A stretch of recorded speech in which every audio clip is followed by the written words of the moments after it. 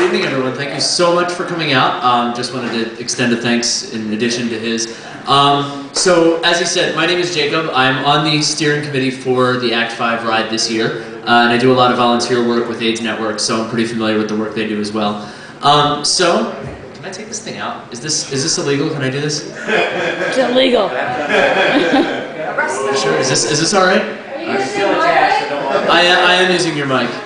I'll fix it. Just wipe it off. No worries. Oh, sorry. I'll explain that.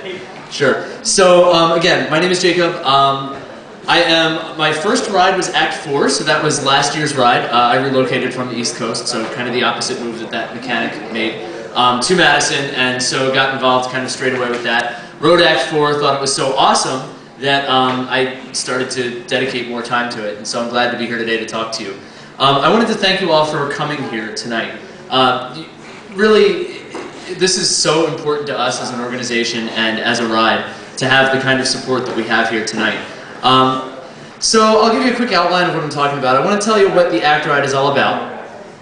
I also want to talk about, a little bit more about what the actual ride itself is going to be like, to give you just a little bit of a better idea as to what Steve's getting himself into here. I want to talk a little bit about the state.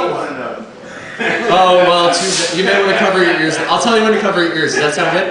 Step outside. Third, I want to talk a little bit about the state of HIV and AIDS in Wisconsin, just to tell you where we are today. I'll tell you a bit about the beneficiary. That's the AIDS Network. Their headquarters are right down here on Lilly Street. And just give you an opportunity to become a part of this. Thank you so much for coming. The ACT Ride's really, we have a lot of fairly lofty goals. We want to raise awareness. We want to educate the community, teach tolerance, and produce this ride with volunteers.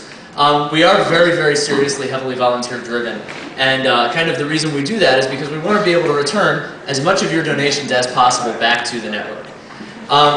Second major goal is to go through smaller towns and communities. The ride is 4 days long, as he said, and we just go around south central Wisconsin. We ride through a lot of small towns to just kind of educate the community and put a face to this disease and to the problem.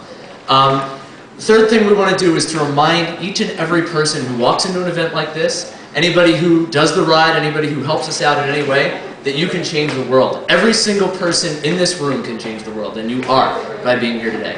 And I don't want anyone in here to forget that. So collectively, the ACT Rides, this will be the 5th year that we've done them. We've met this goal.